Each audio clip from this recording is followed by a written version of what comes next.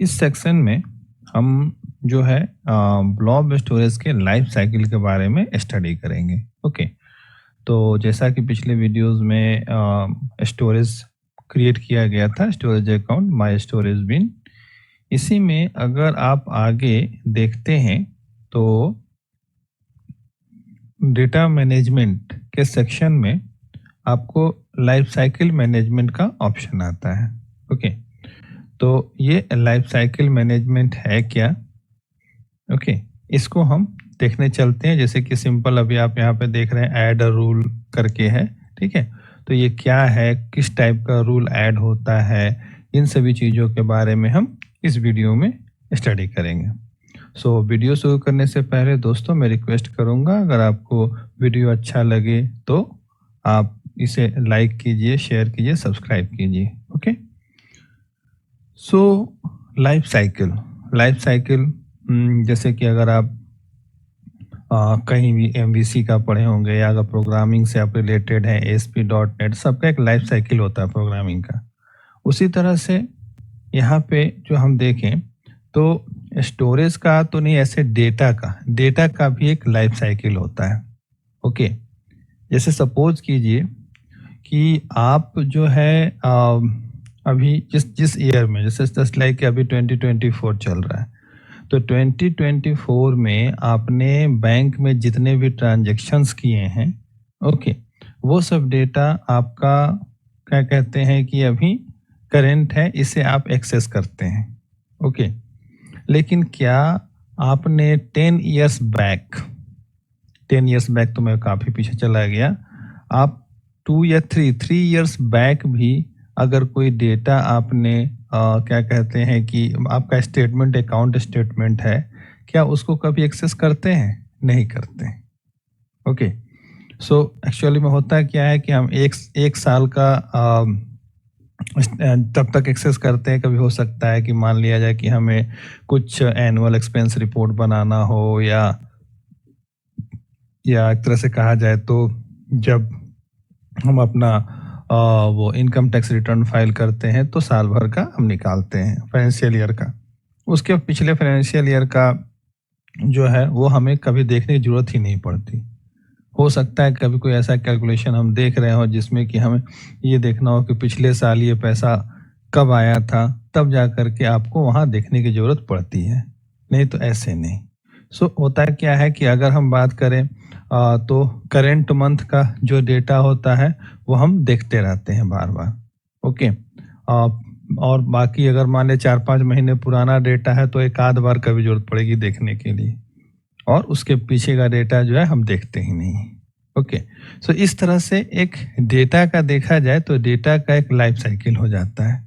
Okay, सो होता क्या है कि हम कंपनीज में भी ये रूल बनाते हैं कि एक सर्टेन टाइम फ्रेम के बाद जो है वो डेटा डिलीट हो जाता है।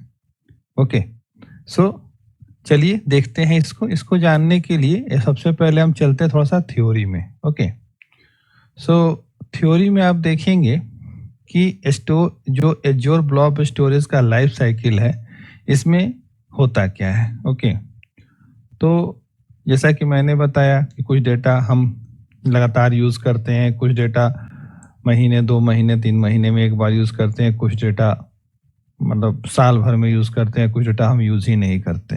ओके, तो इस तरह का होता है। तो उसी आधार पे यहाँ पर जो है ना एक्सेस टायर्स बनाए गए हैं ब्लॉब स्टोरेज में।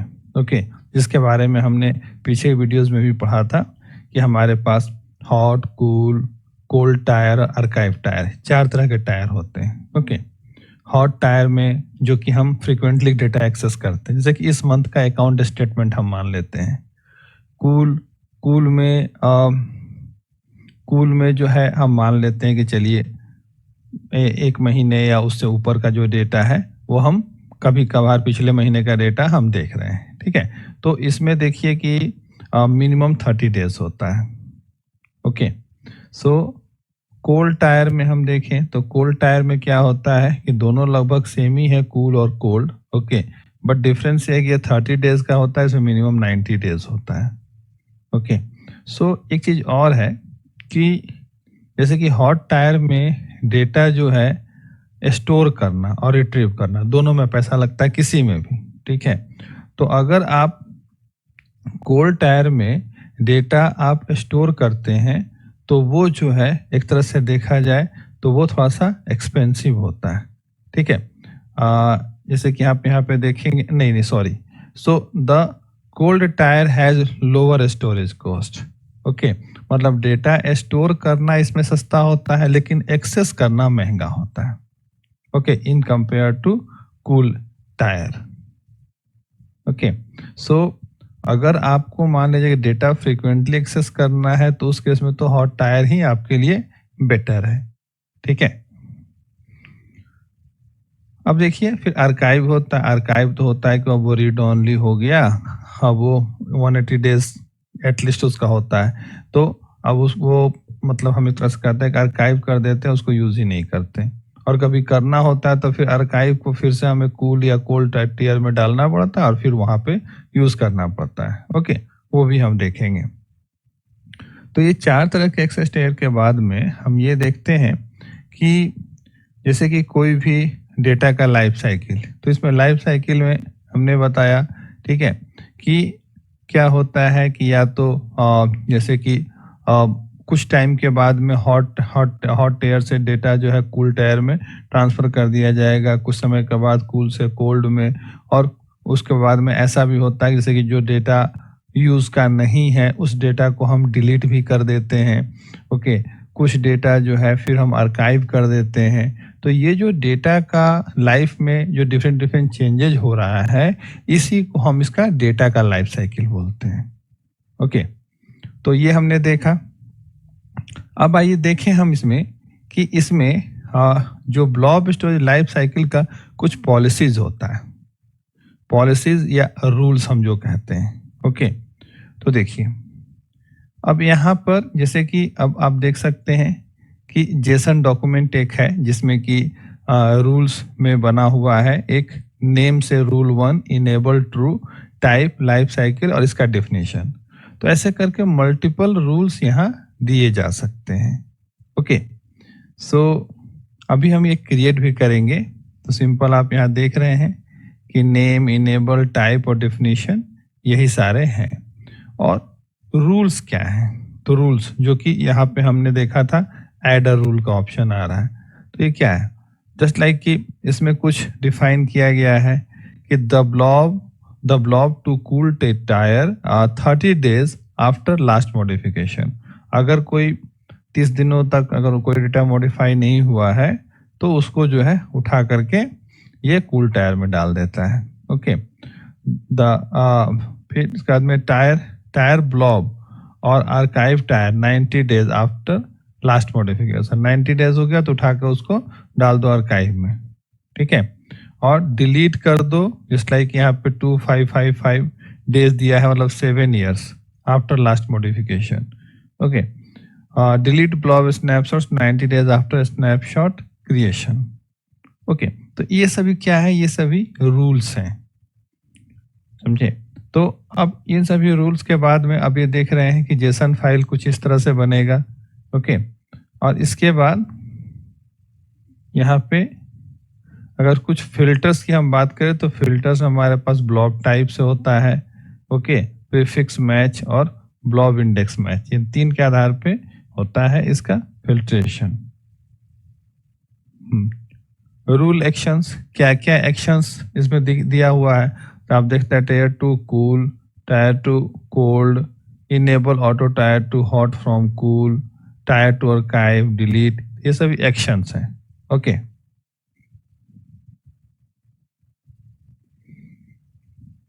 अब एक्शन रन कंडीशंस, कुछ days after modification greater than, okay, days after creation greater than, इस टाइप से इसके कंडीशंस बनाए गए हैं, ओके। तो अभी हमने इसमें देखा और इसके बाद में अब कैसे इसे इम्प्लीमेंट करते हैं, ठीक है। अब इन पॉलिसीज को हम इम्प्लीमेंट कैसे करते हैं इसको देखेंगे। तो एक तो तरीका एज्योर पोर्टल पे है, एज्योर पोर्टल पे जा करके हम कोड व्यू में करके इसको डाल सकते हैं। दूसरा तरीका हमारा एज्योर CLI के थ्रू भी है, ओके। तो चलिए सबसे पहले हम इसमें देखते हैं कि इसमें ऐड ए रूल में क्या है। अब यहाँ पे ऐड ए रूल हमने क्लिक किया। अब देखिए यहाँ पे रूल का नाम देना है, हमने दे दिया, चलिए रूल 1। ओके, और अब देखिए रूल का स्कोप क्या होगा। Apply rule to all blobs in your storage account और लिमिट ब्लॉब्स विथ फिल्टर्स। तो ये आप यहाँ डिसाइड कर सकते हैं कि पूरे पे करना है कि फिल्टर्स के साथ ब्लॉब पे करना है, तो आप यहाँ कर सकते हैं। ब्लॉब टाइप आपका ब्लॉक ब्लॉब है या अपेंड ब्लॉब है, इन दोनों में से किसी में कर सकते हैं। ओके, फिर ब्लॉब सब टाइप, इसमें बेस ब्लॉब, स्नैपशॉट्स, वर्जन्स ये होते हैं। तो इनमें से आप सेट कर सकते हैं कि हमें किस टाइप के रूल बनाने हैं। तो चलिए फिलहाल अभी जो है सेटिंग दिख रही है, इस सेटिंग के आधार पे इसको नेक्स्ट करते हैं। नेक्स्ट में आप देखेंगे कि यहाँ पे इफ कंडीशन लगा हुआ है। If base blobs were last modified, अब यहाँ पे कितने last modified 30 days. Okay, last modified 30 days हो गया। अगर उतने टाइम अगर मॉडिफाई नहीं हुआ है, देन क्या करना है, इसको जो है move to cool storage, so move to cool storage कर देना है। ओके, तो यहाँ पे इफ कंडीशन के लिए पूरा इसने इस तरह से बना के दे दिया। आप दूसरा कंडीशन ऐड करना चाहते हैं, आप दूसरा कंडीशन यहाँ क्लिक करके ऐड कर सकते हैं, और ऐड करने के बाद इसको आप यहाँ पे ऐड कर दीजिए। अब देखिए आपका ये रूल आपका बन के तैयार हो रहा है। अब ये रूल बन गया हमारा। अब इस रूल पे क्लिक करते हैं, ये इनेबल्ड है, ब्लॉक ब्लॉब है ये।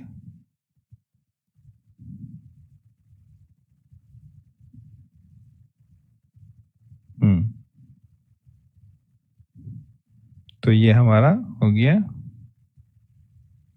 नेक्स्ट, और यहाँ पे अपडेट, अपडेट तो ऑलरेडी है ही। ओके, अब देखिए ये लिस्ट व्यू है, और अगर हम यहाँ पर खोलेंगे तो ये कोड व्यू में खुलेगा। अब ये देखिए कोड व्यू में खुला है, और यहाँ पे क्या है कि हमने तो एक ही रूल बनाया है। चलिए एक और रूल बना देते हैं, रूल 2, और इसमें कर देते हैं, ये ऑप्शन ले लेते हैं। ठीक है, फिल्टर सेट भी ऑप्शन यहाँ पे फिर देना पड़ेगा। अच्छा, फिलहाल अभी हम ले लेते हैं इसको ऐसे ही नेक्स्ट फिल्टर्स। अब यहाँ पे बेस मॉडल, अब देखिए यहाँ पे लास्ट मॉडिफाइड यहाँ दे देते हैं, जिसका जो है कितना ये डेज में है 365, एक साल पुराना हो गया। देन क्या करना है, देन इसको delete, delete the blob. Okay, delete कर देना है। इसको मैंने सेलेक्ट कर लिया और नेक्स्ट किया, और दूसरे कंडीशंस आप यहाँ से और ऐड कर सकते हैं।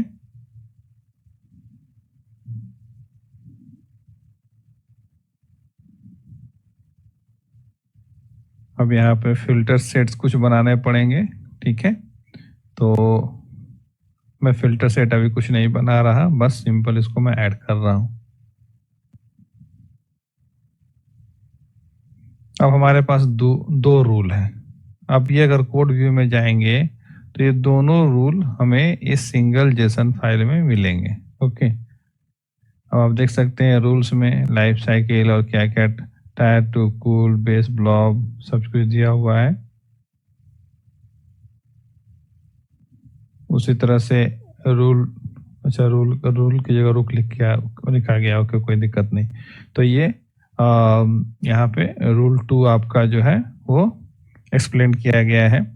तो इस तरह से ये पूरा का पूरा पॉलिसी डिफाइन होता है कि क्या करना है। मतलब एक तरह से कहा जाए तो ये हो गया कि ये डेटा के जीवन का अगला पड़ाव तय कर रहा है कि वो क्या करेगा।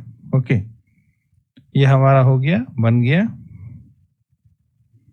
ओके दोस्तों, सो इस वीडियो में हमने ये देखा कि कैसे हम डेटा का लाइफ साइकिल जो है यहाँ मैनेज कर सकते हैं, कैसे उसमें जो है रूल्स क्रिएट कर सकते हैं। ओके, बाकी जो है नेक्स्ट वीडियो में फिर हम ये देखते हैं कि स्टोरेज, जैसे कि ब्लॉब में हम कैसे फाइल को स्टोर कर सकते हैं प्रोग्रामेटिकली।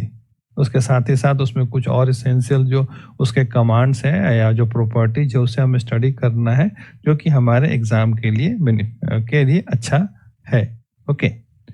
ओके दोस्तों, थैंक यू।